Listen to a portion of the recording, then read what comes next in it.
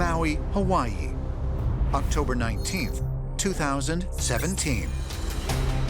Scientists at the University of Hawaii Haleakala Observatory detect a strange object traveling through our solar system.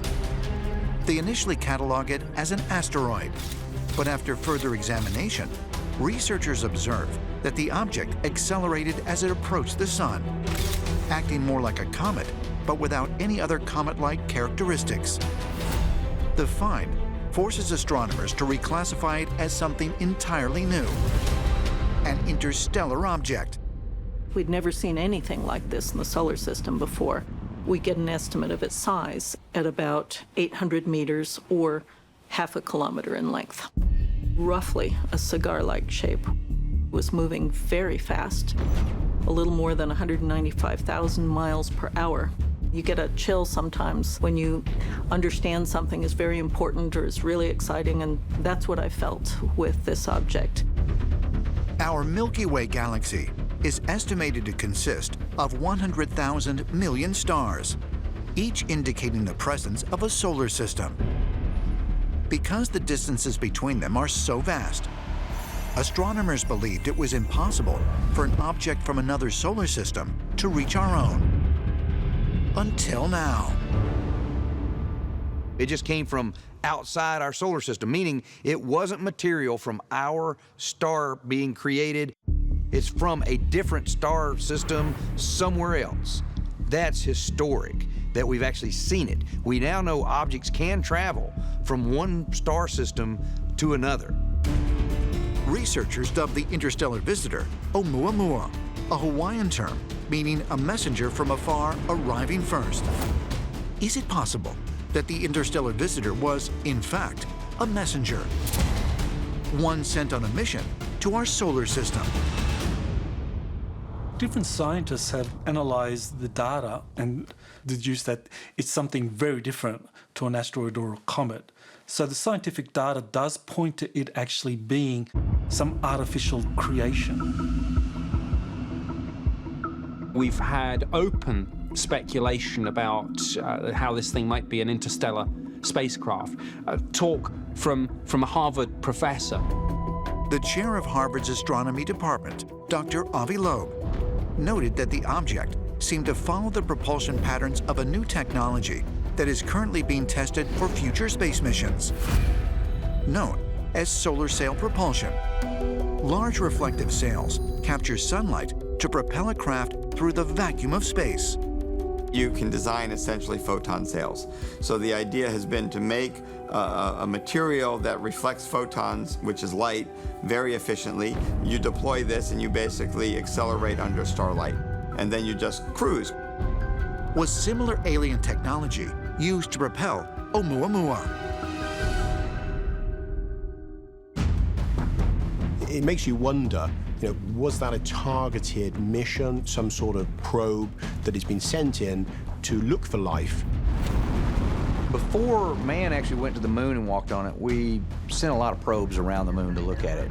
And it's quite likely that some version of NASA from some other star system could send a probe here to Earth. The trajectory of the interstellar object took it past the sun, where it made a turn and then ran parallel to Earth's orbit. It traveled between our planet and Mars before it began its journey out of our solar system. When Oumuamua arrived, nobody knew where it came from. Then in 2018, an astronomer at the University of Hertfordshire retraced its movements and discovered that it came from the Pleiades. We have to ask, is it possible that it was actually sent from the Pleiades? For ancient astronaut theorists, the revelation that Oumuamua traveled to our solar system from the area of the Pleiades star cluster is highly intriguing. The Pleiades figures into the creation stories of many ancient cultures from all around the world, where it was taught that divine beings came from these stars to seed life on Earth. If we look at the mythologies of the Pleiades around the world, there's some indication that this star cluster is in some way related to a visitation in ancient times. Located over 400 light years from Earth near the constellation of Taurus, the The Pleiades is commonly recognized as 7 bright stars, but actually consists of thousands. The Pleiades. Everybody's heard of the Pleiades. They're also known as the Seven Sisters, because if you have really good eyesight, you can see 7 stars in a very compact configuration in the winter sky. And in fact, there are a lot more stars than 7. There are actually 3,000 stars in the Pleiades. So the Pleiades is a star cluster. They're not separated by huge distances, but they occur in a small area. That's different from a constellation, where the stars could be moving in all sorts of directions and are separated by huge distances. The importance of this massive star cluster to ancient peoples is revealed not only by their creation stories, but also in how they oriented their most important structures. All around the world, we find ancient structures that have alignments that infer a relationship to the Pleiades. Now, these can be found at places like Chaco Canyon, in Mesoamerica, in various parts of the world. It's clear that the ancient people wanted to incorporate the rising of the Pleiades in some way with the building of these megastructures. Additionally, ancient artwork and artifacts pay homage to these same stars, with one depiction dating back an incredible 18,000 years. Perhaps the earliest reference to the Pleiades is in the Lascaux caves in France. But these go back thousands of years into antiquity, even before the written language. The Pleiades constellation shows up in various artifacts, one of them even being a Sumerian tablet relief that shows what appears to be some type of a god coming out of the Pleiades constellation. An interesting artifact coming out of the 1600s is the Nebra sky disk, depicting the constellation of Pleiades.